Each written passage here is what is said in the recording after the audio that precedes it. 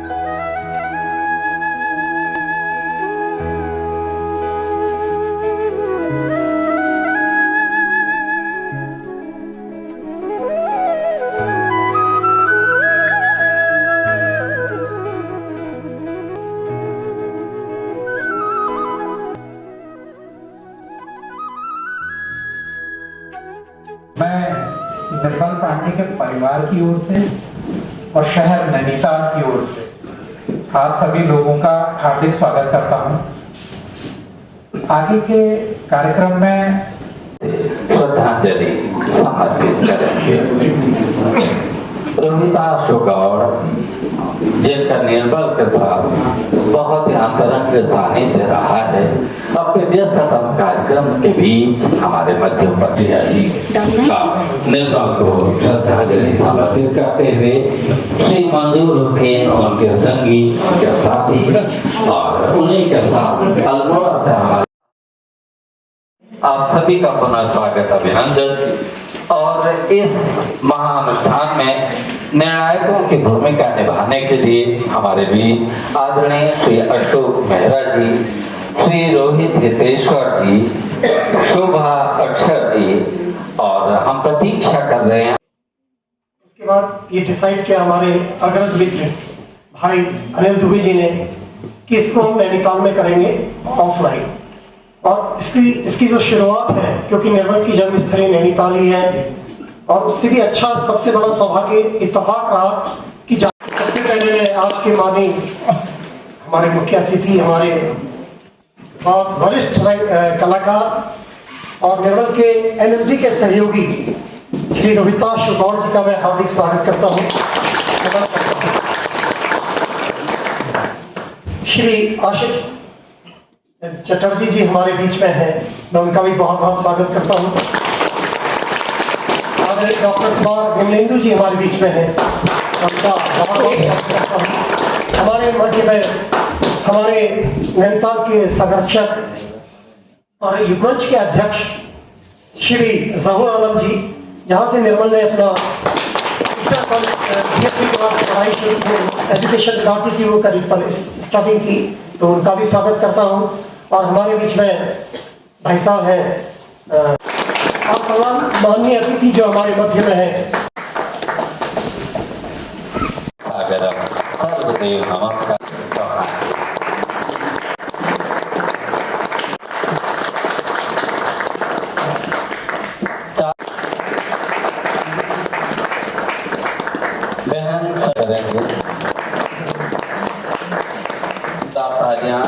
मुझे स्मृति आती है कि नैनीताल में भैया की जन्मभूमि में आके हर बार अपने घर जैसा ही लगता है, और उन्होंने इतना समय निकाला कि यहाँ आशिष जी हमारे मित्र हैं, और साथ ही मतलब क्योंकि वो निर्मल भाई जैसा चाहते थे कि नई प्रतिभाओं को मौका मिले, उन्हें एक ऐसा प्लेटफॉर्म मिले जहाँ पे वो अपने को खोल के रख सके।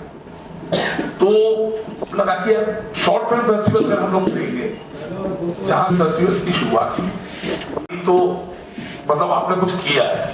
मैं चाहता हूं कि निर्मल पांडे फिल्म फेस्टिवल वहां तक पहुंच जाए जहां इसकी ट्रॉफी लेने वाला आदमी ये कहे कि नहीं यार ये ट्रॉफी मिल गई, मतलब मैंने सब अचीव कर लिया। और दोनों का विषय है हमारे लिए कि नैनीताल में, जो कि श्री निर्मल पांडे जी की जन्मभूमि भी है, यहाँ से उन्होंने पढ़ाई भी की, वही कैंपस भी है। कि भारत में सिनेमा का जो इतिहास है और जो विश्व सिनेमा का इतिहास है, उसमें बहुत ज्यादा फर्क नहीं है। उनकी उम्र बहुत ज्यादा उनमें फर्क नहीं है।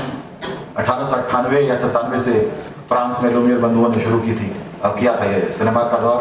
और हमारे यहाँ भी 1913 में पहली फिल्म आ गई थी राजा हरिश्चंद्र। उसके बाद ये लगातार चलता रहा, हालांकि पहली बोलती फिल्म आने में वक्त लगा है। हाल हमारा पहली बोलती फिल्म आई 1932 में। और सिनेमा एक ऐसा माध्यम बना, या एक ऐसा माध्यम है जहां पर कई कलात्मक विधाओं का सम्मिश्रण होता है। एक ऐसी भूमि तैयार होती है जहां साहित्य, संगीत, अभिनय, ये बताना इसलिए जरूरी है कि उस नव यथार्थवाद को पोषित करने वाला अगर कोई अभिनेता हमारे जीवन काल में हुआ तो वो निर्मल पांडे, जिनके अभिनय में यथार्थ साफ झलकता था। वो अभिनय नहीं लगता था, लगता था कि हम सब की बात है, कि हमारे बीच का कोई उठ कर गया है वहां, वो जो काम कर रहा है। और हर कला में निपुण, वाणी प्रखर, देखने में सुंदर व्यक्तित्व, सब चीजें। तो और असमय उनका चला जाना, मैंने अपनी कविता में कभी लिखा था, इतना असर था तुम्हारे जाने में कि अब सबका आना तुम्हारा ही आना लगता है। वो नहीं है हमारे बीच, लेकिन ये एक भ्रम है। वो कहीं नहीं गए हैं, वो यहीं हैं, यहीं उपस्थित है हम सबके बीच, क्योंकि कोई कहीं नहीं जाता, ऊर्जा यहीं रहती है। Law of conservation of energy भी कहता है, energy can neither be created nor destroyed, it can only be transformed. तो उनकी ऊर्जा ट्रांसफॉर्म हो गई है। इन बच्चों को जब तक मैं पोस्टर बनाते देख रहा था, जो शिद्दत देख रहा था, एक पूरी टीम, मित्रेश सर है यहाँ पर, इनकी पूरी टीम, यहाँ के बच्चे, लोगों के लिए बड़े सौभाग्य की बात है और बड़े गर्व की बात है कि भाई अनिल दुबे ने जो इसकी मशाल लेकर के चल रहे हैं, हम सब उनके पीछे हैं। सबने कहा साहब आप कैसी बात कर रहे हैं, नेशनल स्कूल ऑफ ड्रामा के नहीं, this is Nainital school of drama.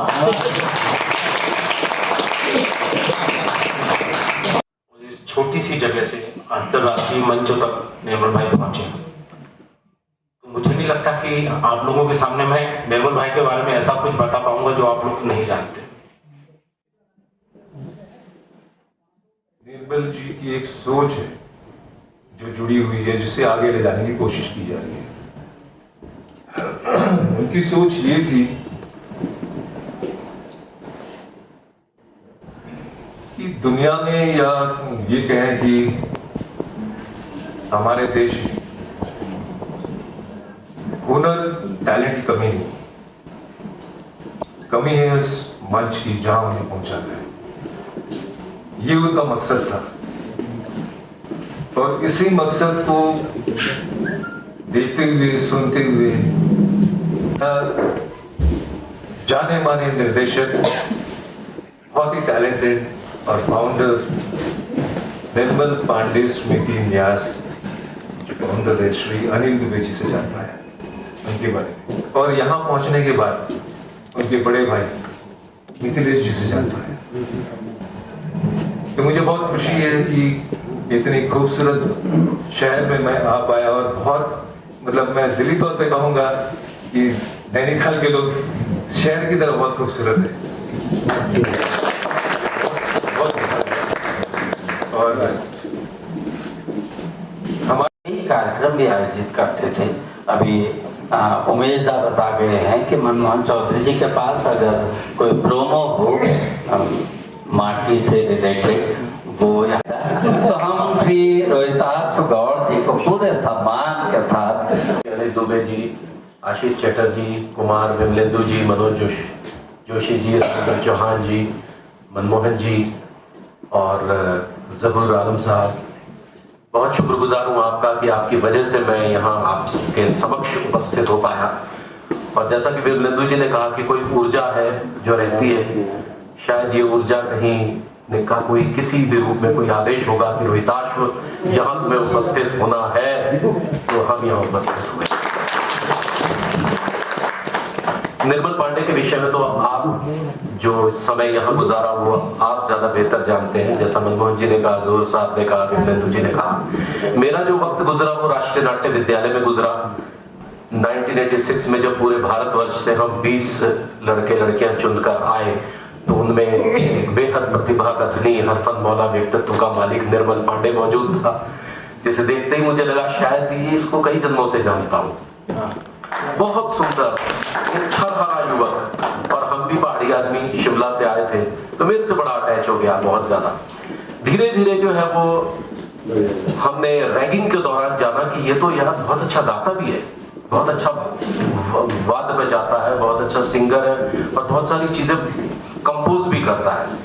अंधा युग के जो डायलॉग्स थे, जो कोरस का पार्ट था, वो कंपोज कर दिया करता था अपने अपने तरीके से।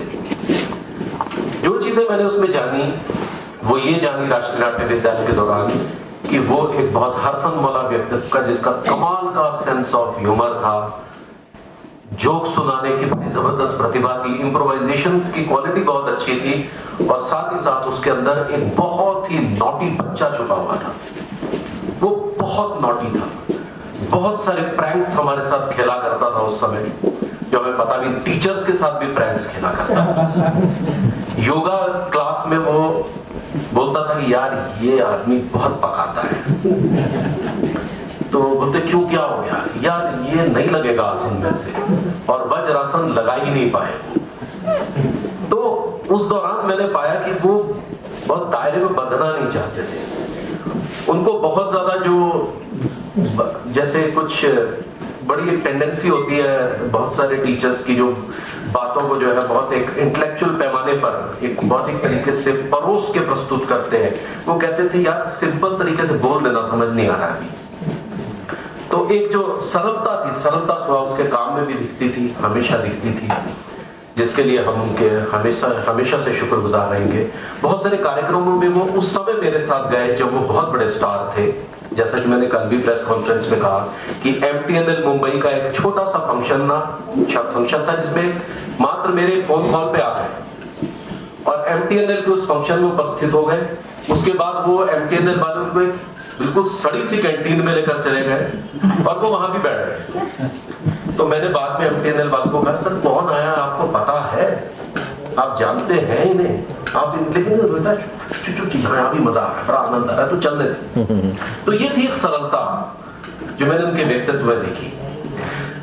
एक चीज मैंने देखी कि हम लोग जो पहाड़ी लोग हैं या शायद और भी, हम दिल से बहुत जीते हैं और शायद ये दिल से जीने के कारण ही जो दिमागी लोग हैं वो हमें बहुत हल्के में ले लेते हैं। इसका खमियाजा मैं भी भुगत रहा हूं मुंबई में। हमारी सरलता को बहुत ऐसे ले लिया जाता है कि ये तो कौन रोहिताश बुला लेना आ जाएगा। तो ये जो चीजें होती है ना, ये कई बार बड़ा दिल को पिंच करती है, बहुत दुख देती है, जबकि वो अंदर की हमारे जो चल रहा होता है वो नहीं जान पाते। इसलिए बहुत से ऐसे लोग आजकल स्ट्रेस में जी रहे हैं मुंबई में, जबकि वो बेहद टैलेंटेड है, बेहद टैलेंटेड है। हमारे सामने वो लोग खड़े नहीं हो सकते, बंबई के जो लोग हैं वो खड़े भी नहीं हो सकते, लेकिन वो ऊंची बात करते हैं, तब जाके बड़ा दुख होता है।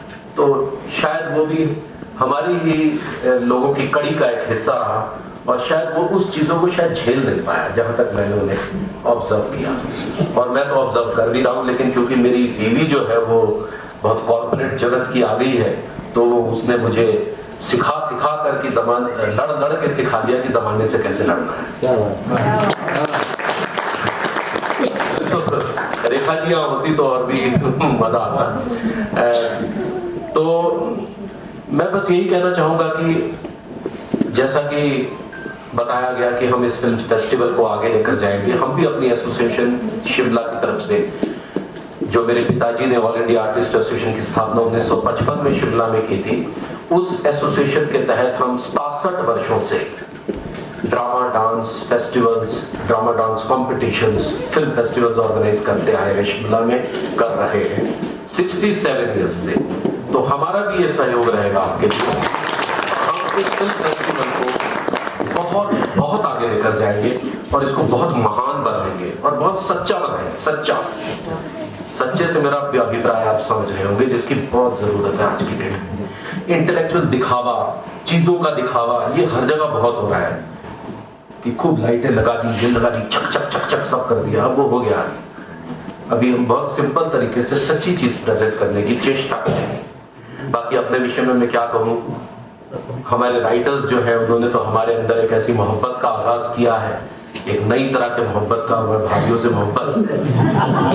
इसलिए इस पूरे हिंदुस्तान में जो है, यूं तो हर शख्स दिल हथेली पे लेके चलता है, लेकिन बदनाम मनमोहन तिवारी और विभूति नारायण।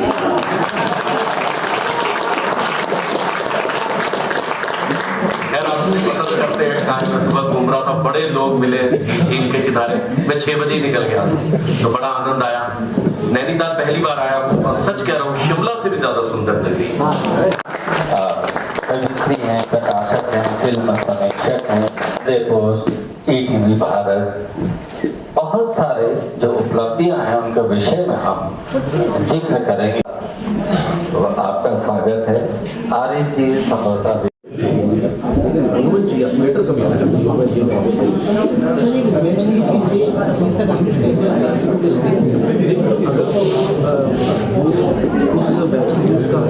कोई हिडन स्ट्रेस जरूर है जो वो शायद बता नहीं पाते हैं। बातचीत जो है ना वो बड़ा जरिया है जो धीरे धीरे इस मोबाइल की वजह से खत्म हो रही है। Thank you sir.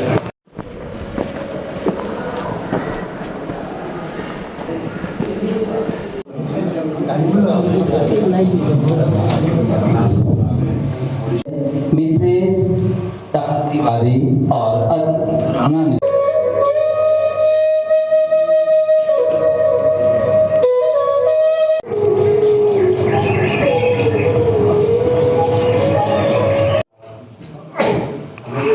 देने के लिए और फिल्म देखने के लिए, ये मेरा पहला अटेम्प्ट है इस फिल्म में है, नैनीताल से हैं, तो उनका बहुत बहुत धन्यवाद।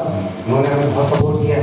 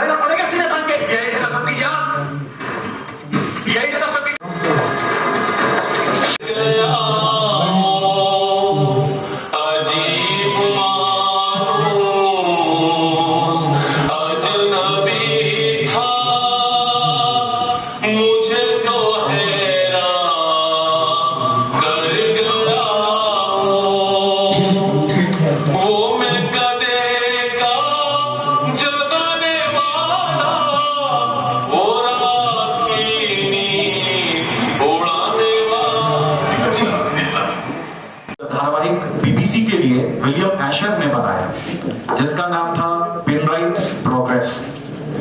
तो 50 से 70 मिनट के बीच उन्होंने इतने सारे धारावाहिक बनाए जिसका कि असर पूरे विश्व पर पड़ा और बहुत सारे धारावाहिक बनने लगे, और भारत में भी धारावाहिकों का बनना इसी का परिणाम था।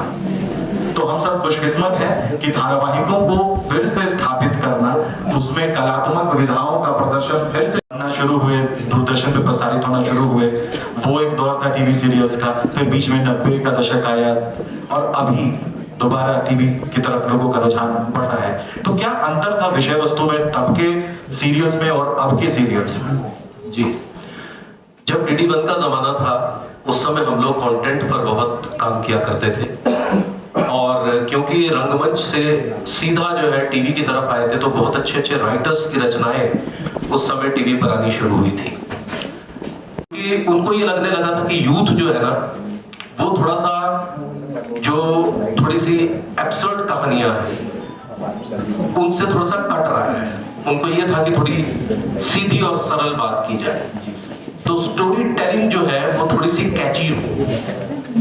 तो ये दौर आया। उसके बाद जो दौर आया वो तो पूरी तरह से ये आया कि रिश्ते नाते एक तरफ और जोरू का भाई एक तरफ। बहुत खूब। तो मतलब फिर ये हुआ कि अब जो है कल TRP आनी है, फ्राइडे है, तो क्या हुक पॉइंट छोड़ा जाए कि टीआरपी कल की ये तो ऐसा करते हैं कि अम्मा जी को एक थप्पड़ लगवा देते हैं। हाँ, बहुत खूब। अम्मा जी को कंटेंट जो था वो कहीं ना कहीं पूरी तरह से धराशायी हुआ है। ये जो है वो 3 दशकों का अंतर है जो मैंने ऑब्जर्व किया है आज तक। बहुत सुंदर, काफी कुछ हमें जानने को मिला। कंटेंट वाइज हम थोड़ा गिरे हैं। एक और चीज अभी मैंने आपको सोप ओपेरा के बारे में बताया। एक और चीज होती है, एक और विधा होती है जिसको हम सिटकॉम कहते हैं, यानी कि सिचुएशनल कॉमेडी। तो सिटकॉम का जमाना भी बहुत चला हमारे यहाँ। वाकले की दुनिया और तरह तरीके के सीरियल्स आते थे, हम उन्हें देखते थे। और अभी जिस धारावाहिक के चलते हम इनको सबसे ज्यादा जानते हैं, बहुत पसंद करते हैं, हालांकि इन्होंने कई काम किए हैं और सारे प्रशंसनीय हैं, लेकिन भाभी जी घर पर है जो हम सब सुनते हैं, देखते हैं, पसंद करते हैं। उसकी सबसे खास बात जो मुझे लगती है कि वो सिटकॉम तो है ही, सिचुएशनल कॉमेडी तो है ही, लेकिन अपने रिकरिंग होने के कारण, उसकी आवृत्ति के कारण वो सोप ओपेरा की कैटेगरी में भी वो लगातार चलने वाला एक चीज है। तो क्या ये लगातार चलाया जा सके, उसको चलाया जाता रखा जा सके, इसके लिए भी कभी कभी कहानी से तोड़ मरोड़ ये सब चीजें की जाती हैं? जी हाँ, बिल्कुल की जाती है। बहुत सारे नए कैरेक्टर्स लाए जाते हैं और कोशिश मात्र यही रहती है टीआरपी। सिंपल सी बात है, इट्स अ बिजनेस, हर आदमी धंधा कर रहा है, हर आदमी को धंधा करना है, तो वही है, वही चीज है। लेकिन हमने इसमें भी एक एक्सपेरिमेंट किया था, दुबे जी जानते हैं बहुत अच्छे से। हमने शरद जोशी की व्यंग रचनाओं पर क्या लापतागंज बनाया था जी, अगर आपने देखा जी, वो शरद जोशी की व्यंग रचनाओं पर था जी, ठीक है। उसमें मैं एक कॉमन मैन का किरदार निभाता था जिसका नाम था मुकुंदी लाल गुप्ता जी, जो सोशल कॉज के लिए लड़ता है। वो कॉमेडी नहीं थी, वो सटायर था। लेकिन उसमें क्या हुआ सर कि सब टीवी की कुछ आजकल की कन्याएं आई जो एक प्रोजेक्ट में ये कहने लगी थी कि please submit biodata of Premchand. Oh my God, है ना सर? तो ये जब चीजें आने लगी तो उन्होंने कहा कि नहीं, व्यंग तो बहुत अच्छा है, शरद जोशी की व्यंग रचनाएं बहुत ही बढ़िया है, let's put a fashion show in that. वो फैशन शो कहां से आ गया उस साहित्यिक रचना के बीच में? बिल्कुल, आप विश्वास नहीं करेंगे, अश्वनी धीर जिन्होंने ऑफिस जैसा सीरियल सब टीवी को दिया, वो आदमी लड़ भिड़ा कि मैडम ये नहीं होगा, ये नहीं होगा, लेकिन उसने भी हार मान ली और वो फैशन शो जो था वो रखा गया। और हमारी किस्मत देखो, उस फैशन शो की वजह से टीआरपी बढ़ गई है।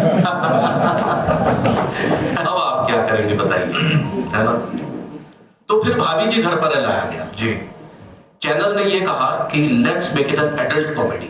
अच्छा, है ना, क्योंकि 10:30 बजे वाले जो पुरुष है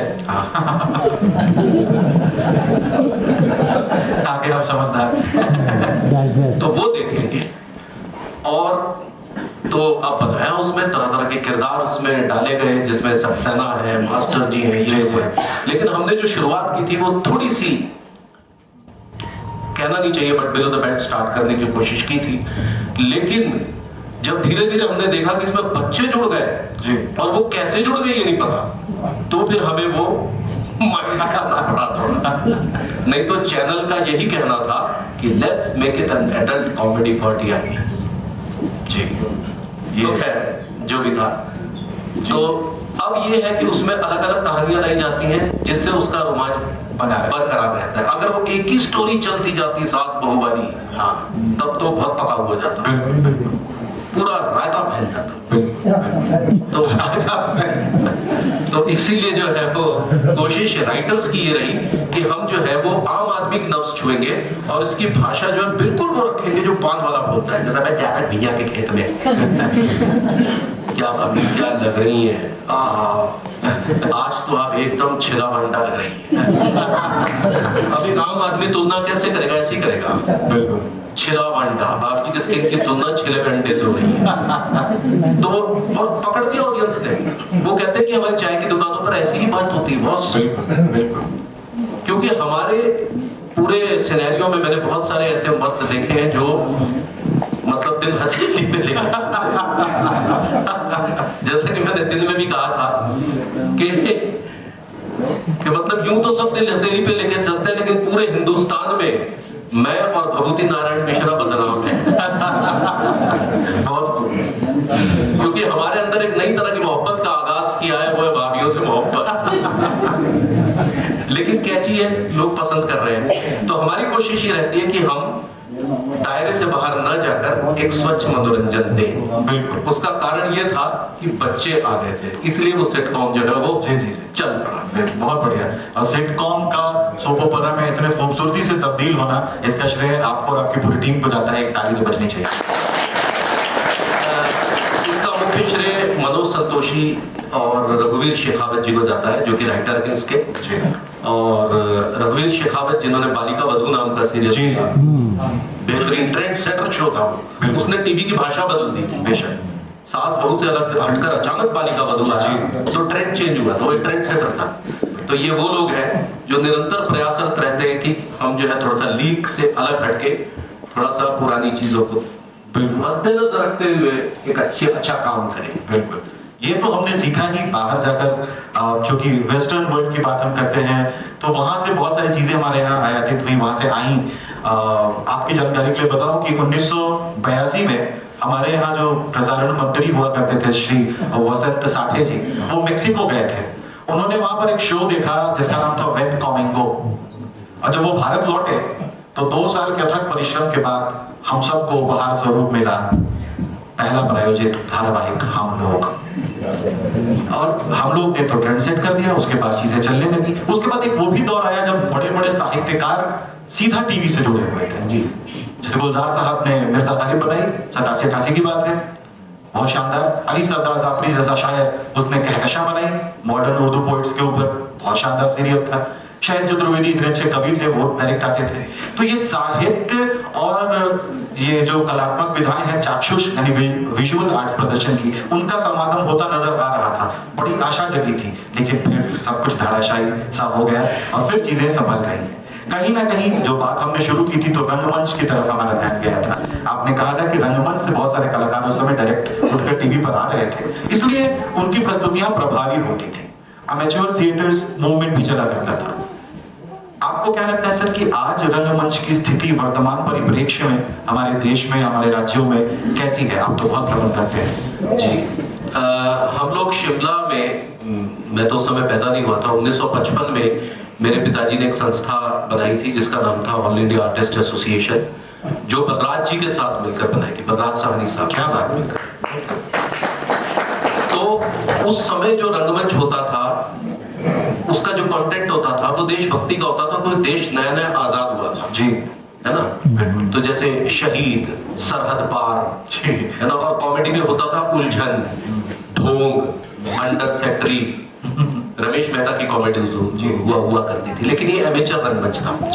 लेकिन उसके बाद का जो दौर आया तो बहुत सारे एमेचर ग्रुप्स फॉर्म होने शुरू हुए पूरे भारत में, जिसमें भिलाई का ग्रुप, मेहरा साहब आप जानते हो, भिलाई स्टील प्लांट के ग्रुप ने जो है बहुत सारा परिवर्तन किया था। अच्छा, बहुत सारा, उनको बहुत बड़ा योगदान जाता है एमेचर थिएटर मूवमेंट को आगे ले जाने में, जिनमें अनुराग बासु और उनकी फैमिली, डायरेक्टर अनुराग बासु जी, उनका योगदान रहा। तो लेकिन अब अचानक से जो है वो, क्योंकि हम लोग आ गया, उसके बाद अचानक से जो है दृष्टि बदल गई लोगों की। उन्होंने कहा यार बम्बई चलते हैं ना टीवी में, वहां पैसे भी मिलते हैं, क्योंकि हिंदी रंगमंच में तो पैसे मिलते ही नहीं। कंपैरेटिवली मराठी रंगमंच के, बंगाली रंगमंच के एंड गुजराती रंगमंच के, हिंदी रंगमंच की स्थिति आज बहुत बुरा है। एमेचर थिएटर तो लगभग खत्म होने की कगार में है, लेकिन प्रोफेशनल रंगमंच, क्योंकि राष्ट्रीय नाट्य विद्यालय में हमें पैसे मिलते हैं, हाँ है ना, प्रोडक्शन पे लाखों रुपया खर्च हो जाता है, अगर तो वो चलता है, बहुत अच्छा चलता है। लेकिन एमेचर थिएटर की स्थिति इस समय बिल्कुल खराब। और टीवी ने आके रोजगार तो दिया है क्योंकि मेरे से जब राष्ट्रीय नाट्य विद्यालय में पूछते हैं तो मैं कहता मैं रंगमंच का कर्मठ खिलाड़ी हूँ, मैं रंगमंच करूंगा, लेकिन मैंने क्या किया? कुछ नहीं किया। नहीं सर, आपने बहुत कुछ किया है, लेकिन मैं भी तो वहीं गया ना, क्योंकि after all money is also important. यानी धन भी जरूरी है, वेरी इंपॉर्टेंट, है ना। एक समय में मैं खादी का कुर्ता पहन के बैठता था, मैं ये पहन के बैठा हूँ। तो ये भी आवश्यक है, इसको प्रैक्टिकलिटी को आप नकार नहीं सकते। नहीं, ठीक बात है, ये बिल्कुल सही बात है। एमेच्योर थिएटर्स ग्रुप, और मुझे तो कभी कभी ये भी लगता है कि रंगमंच की जो स्थिति हुई है, और जैसा कि आपने कहा कि हिंदी की बड़ी खराब है, तो कहीं ना कहीं ये जो ग्लोबलाइजेशन का दौर आया 1991 के बाद, वैश्वीकरण जो हुआ, और सीधा ग्रेजुएशन के बाद, स्नातक की उपाधि के बाद बच्चे कमाने खाने में लग जाते थे, तो ये कलात्मक विधाओं की तरफ जो रुझान था वो कम सा हो गया। तो मेरा ये मानना है, कई दफा बातें भी हुई है, आज ये बड़ी खुशी की बात है कि कई यूनिवर्सिटीज में सिनेमा को पढ़ा, NSD और FTTI के अलावा जो बड़े यूनिवर्सिटीज हैं, BHU, JNU, दिल्ली यूनिवर्सिटी, यहाँ सिनेमा को एज अ पेपर अब पढ़ाया जाने लगा है। कहीं कहीं पे तो डिपार्टमेंट्स भी बन रहे हैं, ये अच्छी बात है। लेकिन सर मैं मानता हूँ कि ये स्कूल लेवल से शुरू करना चाहिए, आपका क्या कहना है? बिल्कुल, बहुत ही बढ़िया बात है। हमने इस पर एक मुहिम भी छेड़ी थी, मैंने और मेरी वाइफ रेखा ने, क्योंकि महाराष्ट्र में ये मैंडेटरी है, थिएटर एज अ सब्जेक्ट। मेरी बेटियों ने भी थिएटर रंगमंच एक सब्जेक्ट के तौर पर लिया है। जो चीजें मैं राष्ट्रीय नाट्य विद्यालय में पढ़ता था वो उनको पहले से पता है अभी, तो वो थोड़ी सी इस विद्या में और पारंगत हो रही है, क्योंकि स्कूल लेवल से चीजें हैं। एज अ सब्जेक्ट अगर हम हिंदुस्तान में सिनेमा और ये यूनिवर्सिटी में भी, स्कूलों में भी लगाएंगे तो बहुत अच्छा रहेगा, क्योंकि बहुत सारे रोजगार के अवसर हैं ऐसी भर्ती अगर तलाशे तो। बिल्कुल, ये एक बहुत अच्छा उपाय होगा, ये बहुत अच्छा सोल्यूशन होगा गवर्नमेंट्स के लिए भी, कि अगर इस तरीके के इंतजाम कर दिए जाएं कि बच्चे बचपन से ही उधर संगीत में, नाटक में उलझे रहें, वहाँ काम करते रहें, वहाँ से चीजें सीखें, तो उनकी जो मनोदशा एडोलेसेंट फेज में आती है, जब वो एडल्ट होते हैं, तो उनके भटकाव में भी कमी आएगी। जी, क्योंकि रंगमंच तो साधना है। एक्चुअली एम फिक्स होते हैं, अभी क्या थोड़े से भटके, भी ये करना है, पापा मैं ये कर लूँ, पापा मैं ये कर लूँ, नहीं बेटा ये, तो वो एम जो है ना बिखरते नहीं है, आप मोर फोकस्ड होते हैं उससे। जी सर, एक मैंने कहीं पढ़ा था, और आप सब जानते हैं जो रंगमंच से जुड़े हैं, कि भरत मुनि ने जो नाट्य शास्त्र लिखा उसे हम 5वां वेद मानते हैं। वो 5वां वेद है, जो 4 वेद रचे जा चुके थे, तो नारद मुनि ने ब्रह्मा जी से कहा कि कुछ ऐसा रचा जाए जो जनमानस ग्रहण कर सके। तो ब्रह्मा जी ने भरत मुनि को आदेश दिया कि कुछ ऐसा रचो।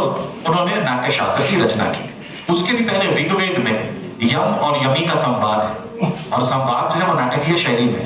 तो हमारे यहाँ तो रंगमंच शुरू से ही है। तो रंगमंच को धार्मिक प्रवृत्तियों को बढ़ावा देने का एक सूत्र भी कई जगहों पे बनाया जाता है, किया जा रहा है। कई मंचन ऐसे हो रहे हैं जहां पर कि धार्मिक चीजों को बढ़ावा दिया जा रहा है, वो लगातार चल रहा है। आप कैसा मानते हैं इसे?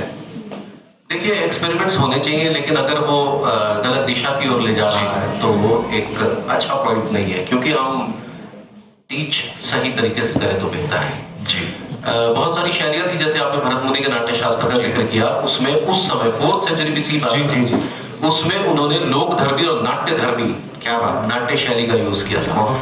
उस समय सर 4th सेंचुरी में नाट्य धर्मी मतलब रियलिस्टिक एक्टिंग, क्या बात, लोक धर्मी रियलिस्टिक एक्टिंग, नाट्य धर्मी तो स्टाइलाइज्ड एक्टिंग। वो जो देख रहा था वो बीच में Nirmal Patil, that is the stylization. दूसरी तरफ ऊपर सब रियलिज्म, ये 4th शताब्दी में लिखा था उसमें, लेकिन बाद में आकर जब उसका प्रयोग आपने जैसा उसमें होने लगा तो वो एक गलत दिशा है। जी, ये तो बहुत थियोरेटिकल बातें भी, थोड़ी सी आपके बारे में बातें करते हैं कि हम तो आपको देखते आ रहे हैं लापतागंज से निर्देशित, और बाकी चिड़ियाघर में भी थे, और कई सीरियल्स में आपको देखा, कई जगहों पे देखा। भाभी जी घर पर है, उसने हम सबके जहन में आपको चस्पा कर दिया, वहां आप ठहर गए कहीं। तो ये कैसे हुआ? एक्चुअली क्या हुआ कि हम लापतागंज जब कर रहे थे तो लापतागंज का 5 साल तक प्रसारण रहा, उसके बाद वो अचानक खत्म हुआ। तो मनोज संतोषी साहब ने कहा कि रोहिताश, एक कैरेक्टर है जो तुम पे बहुत सूट करता है। मैंने कहा यार मैं तो अभी लापतागंज सीरियल में एक बहुत ही ऐसा किरदार निभाया जो कि सोशल कॉज के लिए लड़ता है, तो लोग क्या सोचेंगे, मतलब तो ये तो कह रहे नहीं तुम्हें कुछ नहीं करना है, थोड़ा सा परिवर्तन करना है कि दिल को हथेली पे लेना है बस। तो इतना सही परिवर्तन है, बाकी कुछ नहीं है। बाकी मैंने कहा नहीं, मैं ऐसा लगता भी नहीं हूँ। कह रहे झूठ बोलो, लगते हमें पता है तुम ज्यादा ना बोलो। तो फिर मेरी वाइफ ने मुझे कहा, क्योंकि नया चैनल था NTV, और मैं स्टार प्लस का ऑलरेडी एक सीरियल साइन कर चुका था जो बाद में वरुण बड़ोला ने रोल किया। जी, तो मैंने अपनी वाइफ को कहा, रेखा नया चैनल है, कल बंद हो जाए, किसने देखा?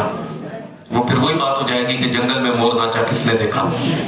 तो कुछ ऐसा करते हैं जिससे नजरों में आए। तो कह रही आपको इस उम्र में हीरो का रोल मिल रहा है तो कौन देगा? चाचा ताया कुछ बना के खड़ा कर देंगे, बड़ा भाई टाइप का कुछ स्टॉल लगा के, तो आप ये करो क्योंकि इसमें 2 हीरो हैं।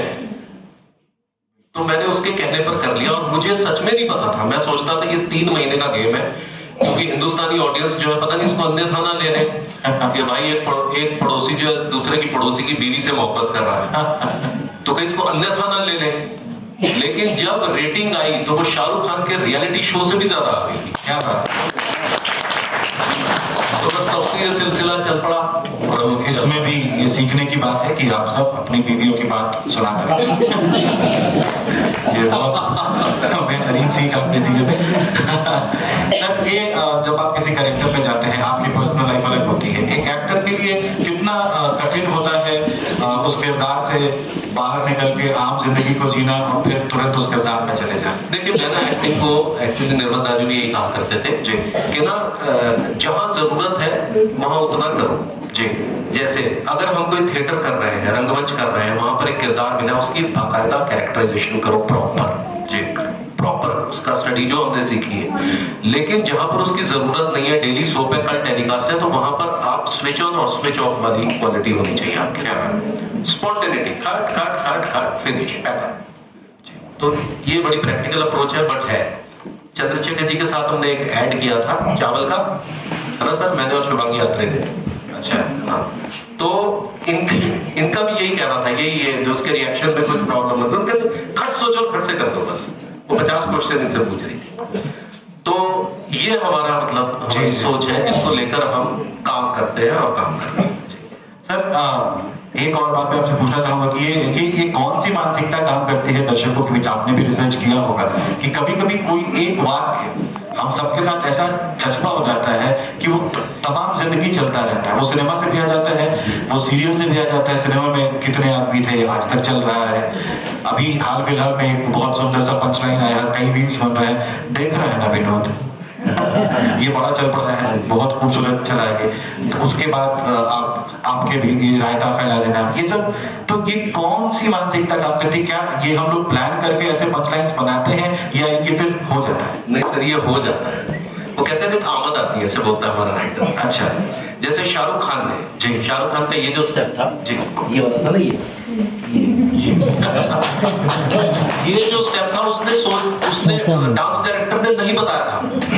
उन्होंने कहा यार ऐसा सा कुछ कर लूं, कहते चल ट्राई कर ले। उन्होंने क्या हिट हो गया, अब इसको क्या कहें। जी बिल्कुल, वो अपने इंटरव्यूज में बोलते हैं ये बात। जी जी जी, कुछ आमद है, पता नहीं क्या हिट हो जाएगा, बड़े क्योंकि मोहब्बत करते हैं ना आपसे, तो आपकी किसी ना किसी चीज का एकदम से पकड़ लेते हैं, जैसे पगली, ये वो, ये बातें तो कई हैं, समय की थोड़ी कमी है हमारे पास, बहुत सारे सवाल हैं, इतने लोग आपको देख रहे हैं, सबकी शुभकामनाएं आपके साथ हैं। और अभी निर्मलता के लिए हम ये फिल्म फेस्टिवल कर रहे हैं, तो उन्होंने बड़ी भारी भरकम बातें भी की, नाट्य शास्त्र और पता नहीं कहा। तो एक शेर जानिसार अख्तर साहब का याद आ रहा है इस मौके पर कि अशार मेरे यूं तो जमाने के लिए, कुछ शेर फकत उनको सुनाने के लिए, ये रिसाले, ये किताबें, ये इल्म का सौदा, एक शख्स की यादों को बुलाने के लिए। हम मिलते रहेंगे अलग अलग मंचों पर, आपसे मुखातिब होते रहेंगे हर रोज 10:30 बजे के बाद वाले पुरुष भी, उनकी पत्नियां भी और बुजुर्ग भी। बुजुर्गों को तो सबसे ज्यादा जरूरत है। तो बहुत अच्छा लगा, हम सबकी शुभकामनाएं आपके साथ हैं, आपने इतना वक्त दिया और उम्मीद है आगे हम ये सब जी। अभी एक हम लोगों ने इसका एक रैप सॉन्ग बनाया था, रफ्तार ने वो गाया, रफ्तार बड़ा अच्छा रैप करते हैं। मैं चाहूंगा कि आप उसको जरूर देखें और एंजॉय कर ले थोड़ा सा।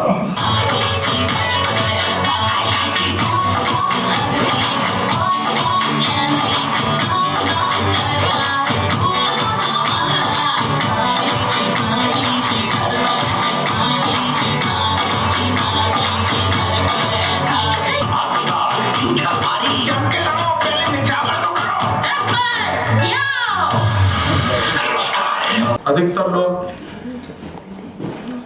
जो यादें उन्हें समेट कर नहीं रखते, लेकिन मिथिलेश भाई ने, इनके परिवार ने उन यादों को जीवित रखा।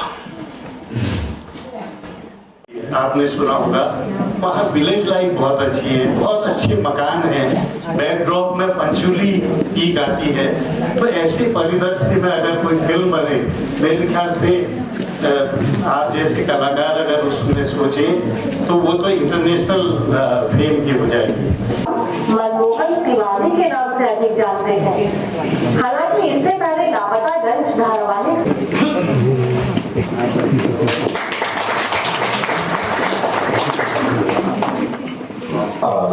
ये विशेष अंग वस्त्र पहाड़ की पहचान ये मिथिलेश जी के पसंद है। मिथिलेश जी भी मंच पर आने का कोशिश करेंगे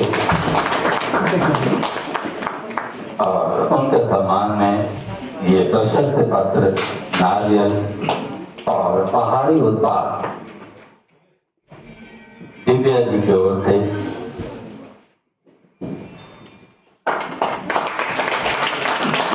बहुत जोरदार तालियों के साथ स्वागत।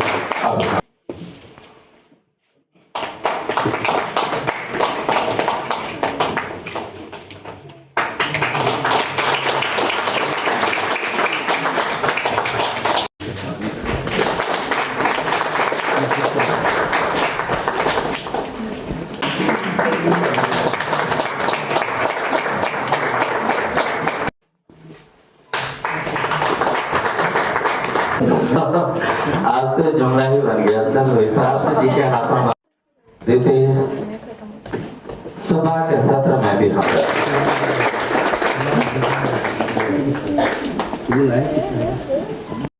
तो बड़ा अच्छा लग रहा है क्योंकि मुझे लगता है कि निर्मल का भी यही प्रयास था कि थिएटर में हो या फिल्मों में वो ऐसे लोगों के साथ जुड़ता था जो नया कुछ करना चाहते हैं।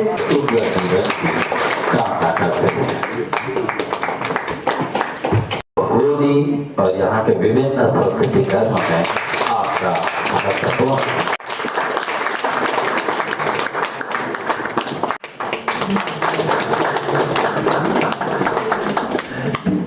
इसी क्रम को आगे निर्देशन का प्रशिक्षण का हमारे लिए गौरव की बात है। अभिनेता का पुरस्कार प्राप्त किया था और 47 वर्षों के बाद आज बहुत सारी बधाइयाँ श्री रोहित चितेश्वर, आप एक प्रख्यात सूफी गायक प्रेषित करेंगे।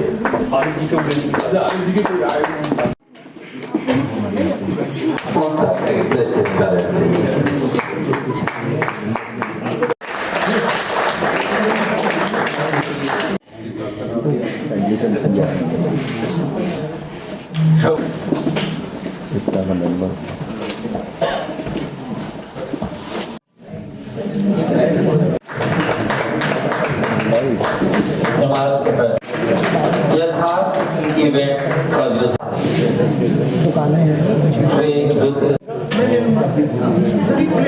सामान्य होने से स्वयं को वंचित नहीं रख सकता।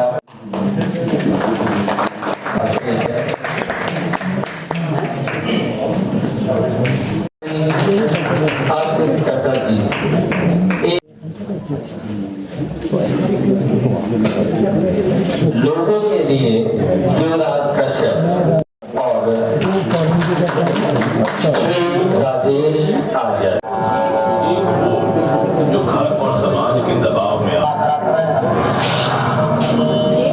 और दूसरी वो जो अपनी जिद और मेहनत से पहाड़ों का नाम रोशन करती है।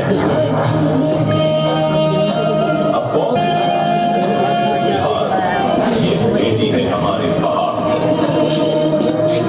हमारी पहचान।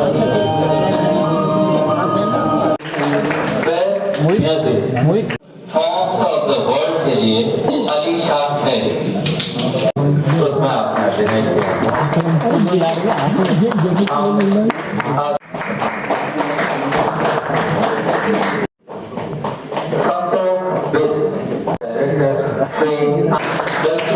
अभिनय के आशीर्वाद से दूर